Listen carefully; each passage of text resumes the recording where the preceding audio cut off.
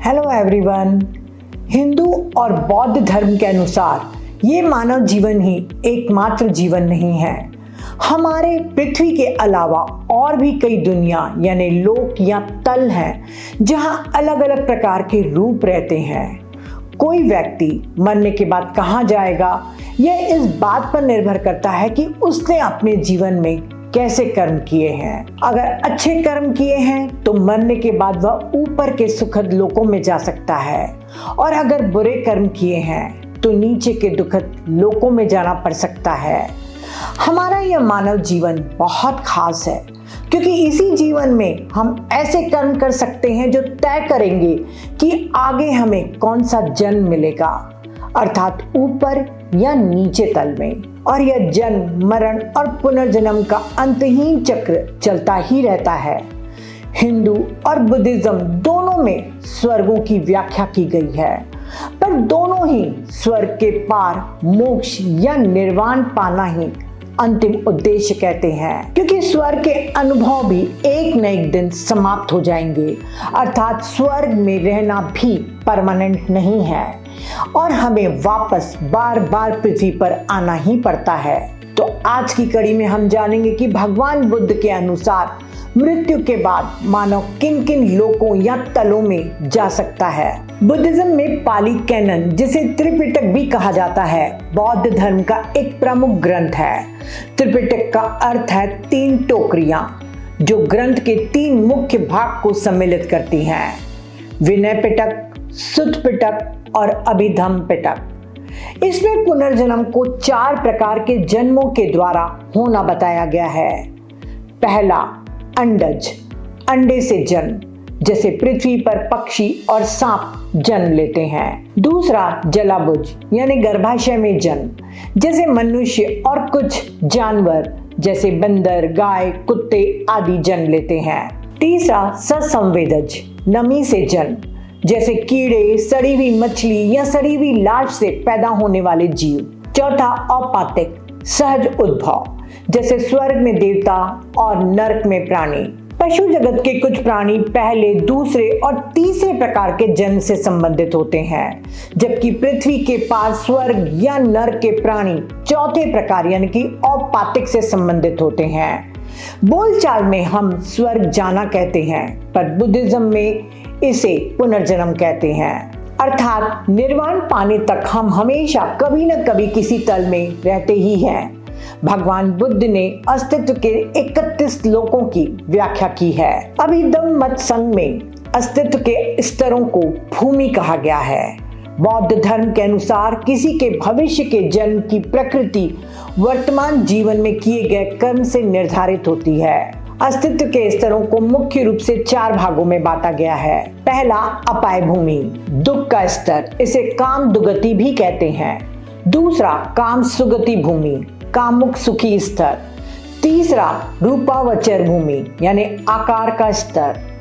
चौथा, अरूपावचर भूमि अर्थात निराकार का स्तर। काम दुगति और काम सुगति भूमि को एक साथ कामालोक भी कहा गया है, क्योंकि यहाँ पर रहने वाले प्राणियों की चेतना सांसारिक इच्छाओं के प्रभाव में बेचैन है। तो आज हम इन्हें संक्षिप्त रूप में जानेंगे। अपाय भूमि यानी काम दुगति, इसके 4 सब डिवीजन हैं: नरक, पशु योनि, प्रेत योनि और असुर। पहला, नरक या निरय, यह बुरे कर्म करने वाले प्राणियों के लिए दुख भोगने का क्षेत्र है। यहाँ सुख की अनुभूति नहीं होती और नरक में रहने की कोई समय सीमा नहीं होती। यह व्यक्ति के बुरे कर्मों की शक्ति पर निर्भर करता है। बुरे कर्मों की शक्ति समाप्त होने पर प्राणी नारकीय कष्टों से मुक्त हो जाता है, अर्थात नरक में जीवन अस्थायी होता है और बुरे कर्म के आधार पर लंबा या कम हो सकता है। 8 प्रकार के महान नरक हैं: संजीव, कालसुत, संघाता, रोरुआ या धूम रोरुआ, महारोरुआ या जला रोरुआ, तपन, महातपन और अवीची। अवीची महान नरक सबसे निचला और सबसे भयानक है।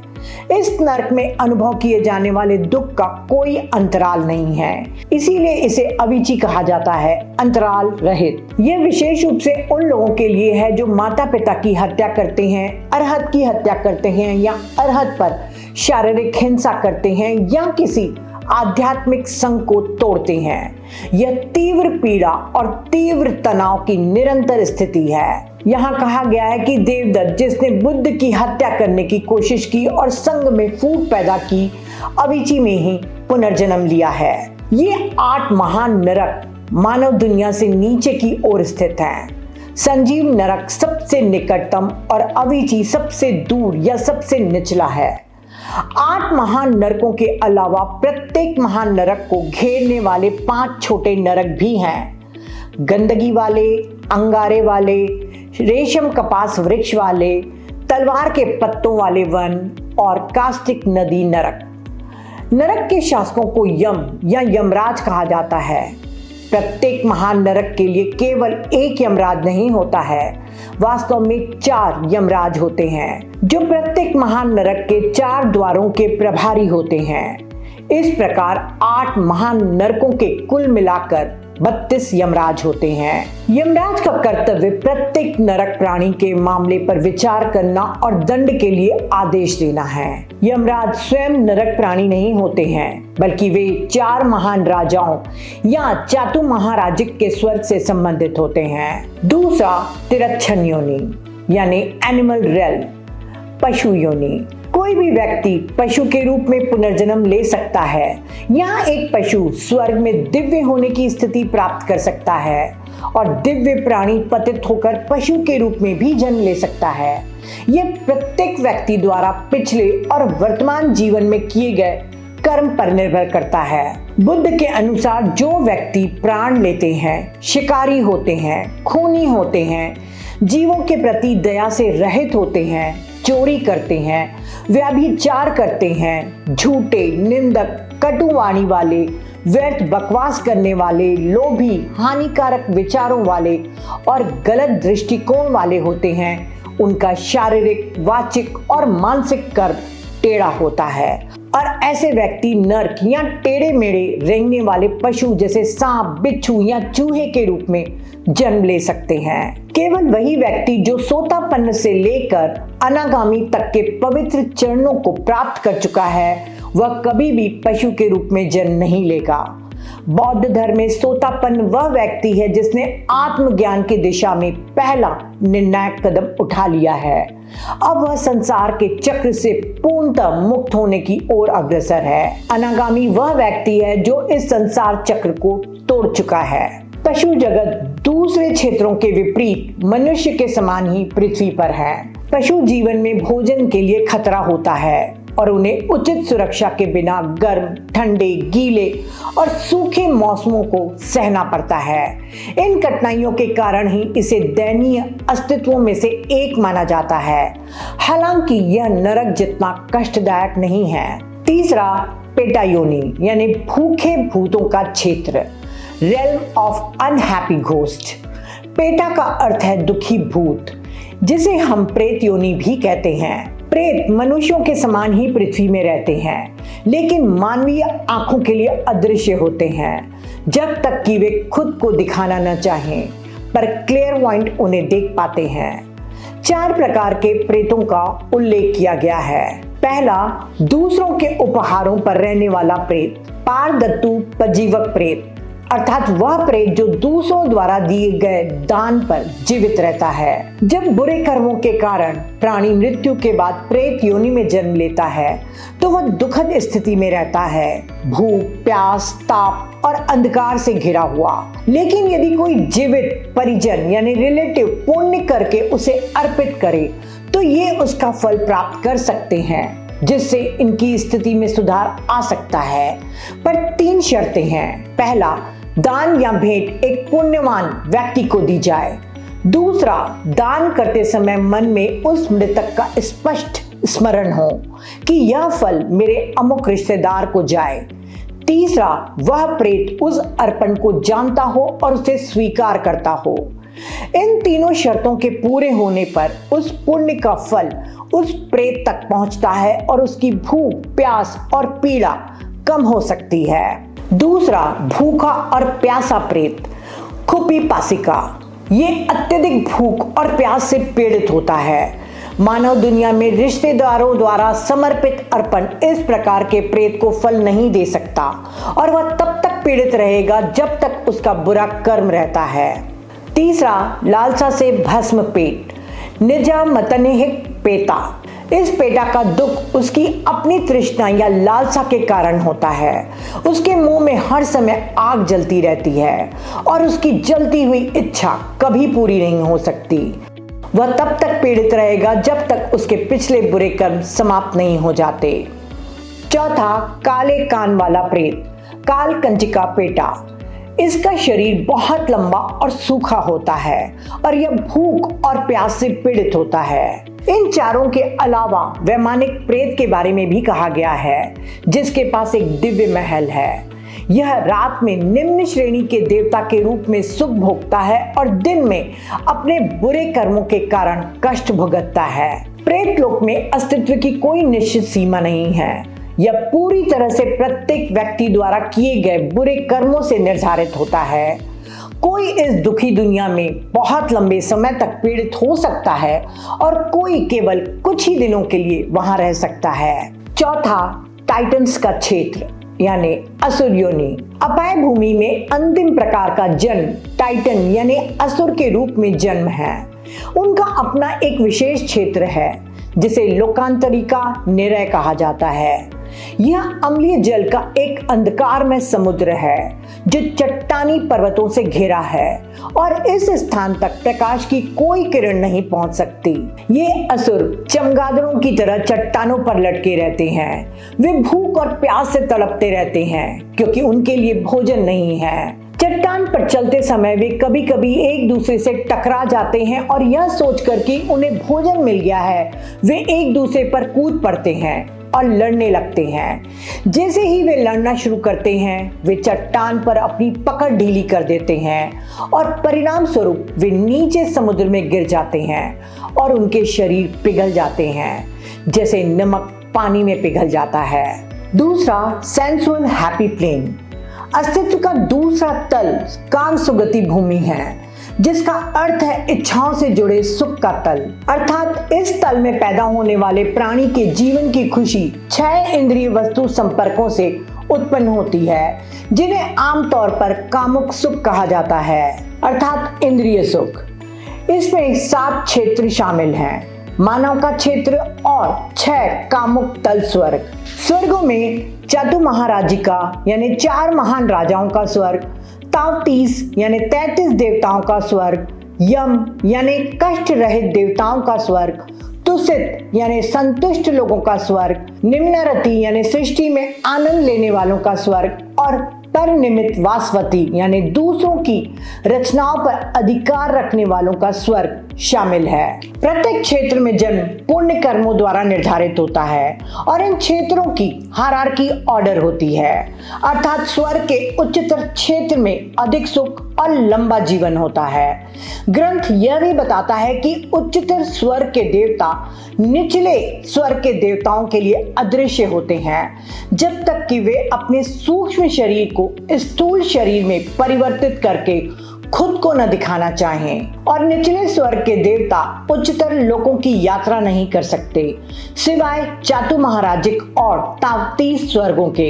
इन 7 लोकों के प्राणियों में विविध सांसारिक इच्छाएं प्रबल होती हैं, अर्थात उनकी खुशी 6 इंद्रिय वस्तु संपर्कों से उत्पन्न होती है, जिन्हें आमतौर पर कामुक सुख यानी इंद्रिय सुख कहा जाता है। प्रत्येक लोक में प्राणियों का जीवन उनके द्वारा किए गए कर्म की शक्ति और प्रभावकारिता पर निर्भर करता है, जो उनके जीवन की प्रकृति और अवधि को नियंत्रित करती है। मनुष्य जीवन जलाबुझ होता है, जबकि स्वर्गों में देवताओं का जन्म स्वस्फूर्त यानी औपातिक होता है, अर्थात प्राणी मृत्यु के बाद स्वतः ही एक युवा देवता या देवी के रूप में प्रकट होते हैं। हम इन लोगों को संक्षिप्त रूप से समझने की कोशिश करते हैं। इसमें पहला मानव क्षेत्र है, जहां सुख और दुख दोनों हैं। मनुष्य में सुख की मात्रा एक व्यक्ति से दूसरे व्यक्ति में भिन्न होती है। यह व्यक्ति के कर्म पर निर्भर करता है जो उसके जीवन को प्रभावित करता है।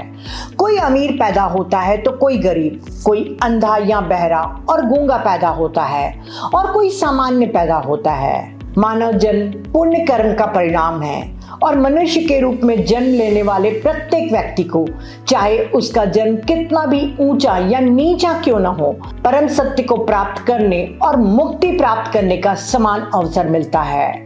इसके अलावा यद्यपि मानव जगत अस्तित्व के सभी सुखी क्षेत्रों में सबसे निचले स्तर पर है, पर इसमें कुछ महत्वपूर्ण विशेषताएं हैं जो कई अन्य क्षेत्रों में नहीं है। सबसे पहले यह अपाय भूमि और देवलोक के बीच स्थित क्षेत्र है।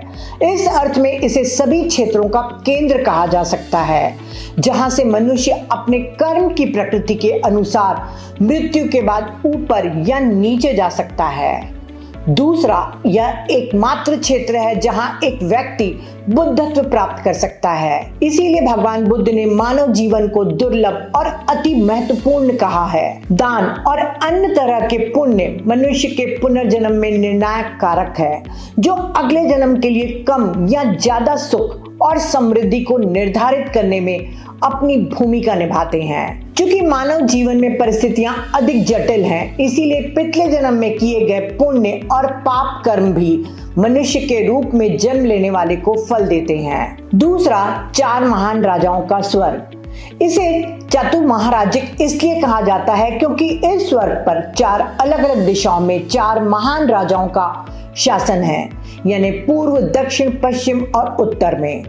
इस स्वर्ग के केंद्र के रूप में सिनेरु नामक पर्वत का उल्लेख किया गया है। हालांकि वर्तमान में हम दुनिया में कहीं भी इस नाम का पर्वत नहीं ढूंढ सकते।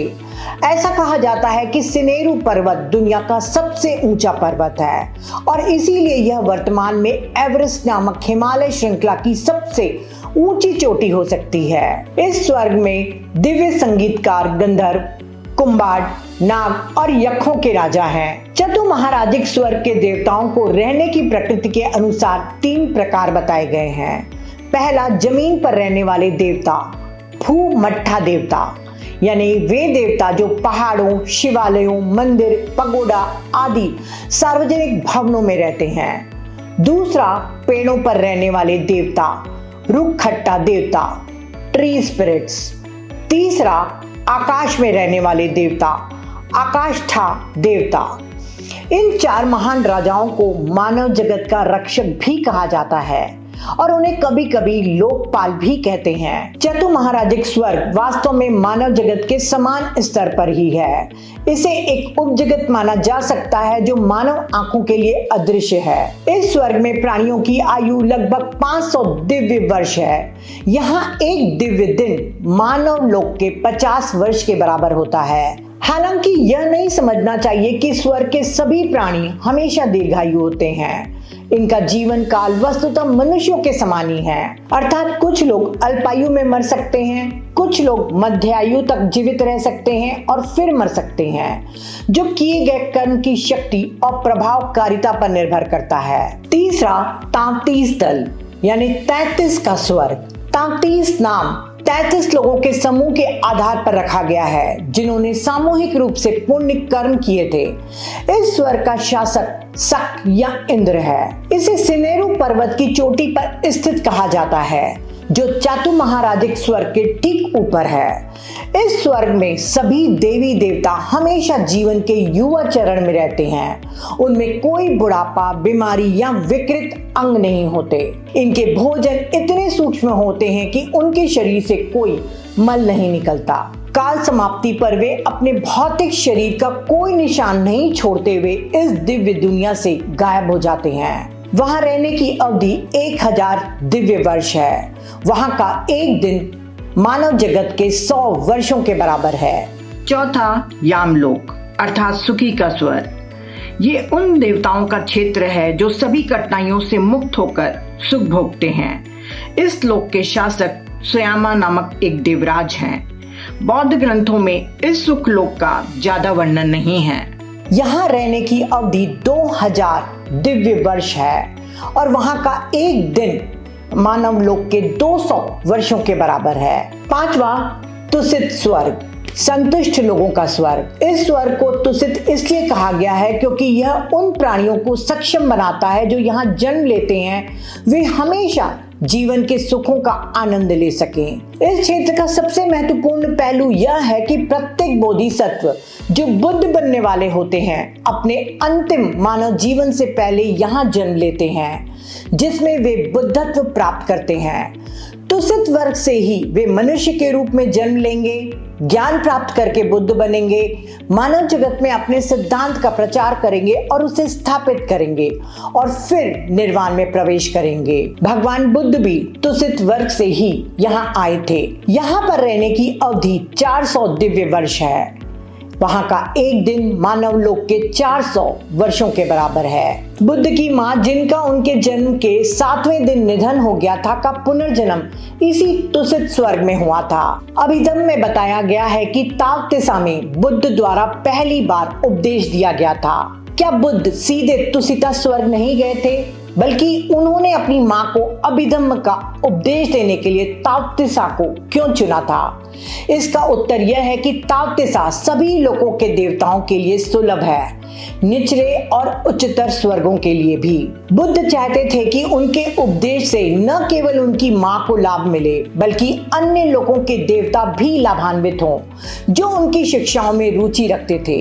यदि उन्होंने तुसित स्वर्ग में अपनी माँ को उपदेश देने का विकल्प चुना होता तो केवल उसी लोक और उच्चतर स्वर्ग के देवता ही उनके उपदेश में शामिल हो सकते थे, लेकिन निचले लोकों के देवता नहीं। माना जाता है कि उनके उपदेश से लाखों देवी देवता लाभान्वित हुए थे। 6वां, निम्नारति स्वर्ग, सृजन में आनंद लेने वालों का स्वर्ग तुसित से भी ऊपर का लोक निम्नारति स्वर्ग है।